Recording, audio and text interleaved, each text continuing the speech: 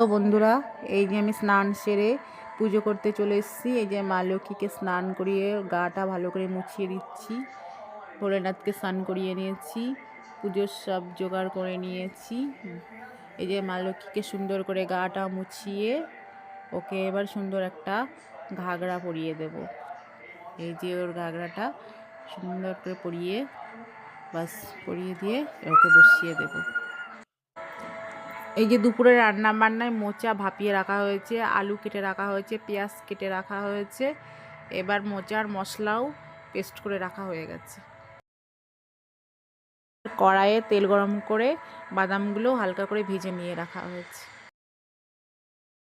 এবার ওই তেল গরমের মধ্যেই জিরে, শুকনো লঙ্কা ফোড়ন দিয়ে এর মধ্যে এবার আলু অ্যাড করা হয়েছে।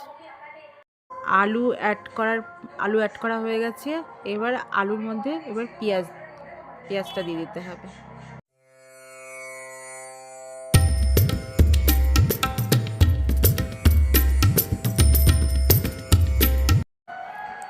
আলু পেঁয়াজ ভালো করে ভাজা হয়ে গেলে ওর মধ্যে এবার মশলাটা দিয়ে দেবো। মশলা দিয়ে এবার ভালো করে সুন্দর করে নেড়ে নেব।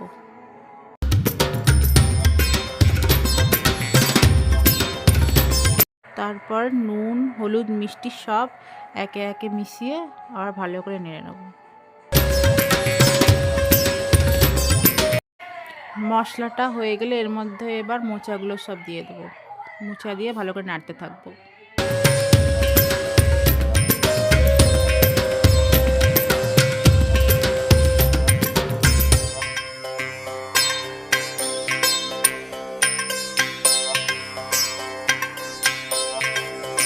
এটা হয়ে এসছে, এর উপরে দিয়ে এবার বাদামগুলো ছিটিয়ে দিয়ে ভালো করে নেড়ে নেবো।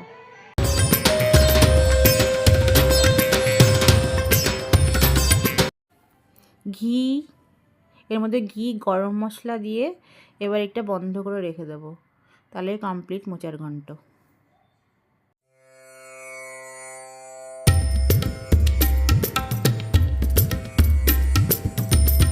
এই যে আয়লা মাছ রান্না করবো আজ। আয়লা মাছ রান্না করার জন্য তেলটা গরম করতে বসিয়ে দিয়েছি, গরম হয়ে গেছে। এবার একে একে মাছগুলো দিয়ে এপিট ওপিট করে ভেজে নেব।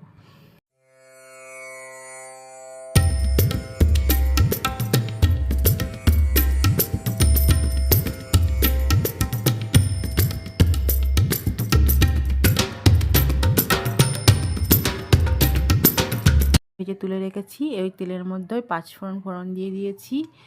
ফোড়নটা একটু ভাজা ভাজা হয়ে গেলে ওর মধ্যে জল অ্যাড করে দিয়েছি। জল অ্যাড করে দিয়েছি। জলটা এবার ফুটলে ওর মধ্যে নুন, হলুদ অ্যাড করে দিয়েছি। মাছগুলো, কাঁচা লঙ্কা সব দিয়ে দিলাম। জল ফুটে শুকিয়ে আসলে এবার সর্ষে, কাঁচা লঙ্কা, পোস্ত পেস্টটা দিয়ে দিলাম এর মধ্যে।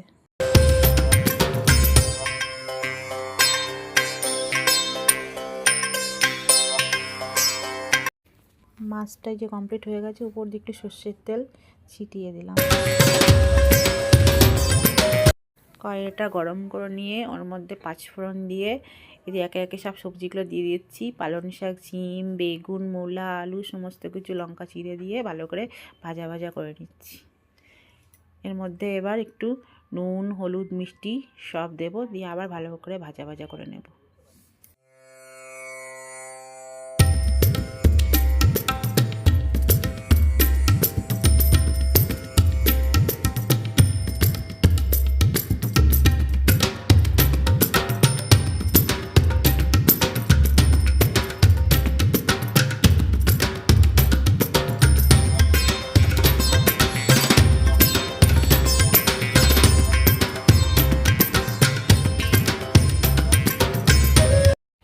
এর মধ্যে একটু সর্ষে পোস্ত বাটা দিয়ে আবার ভালো করে নেড়ে চেড়ে নিচ্ছি।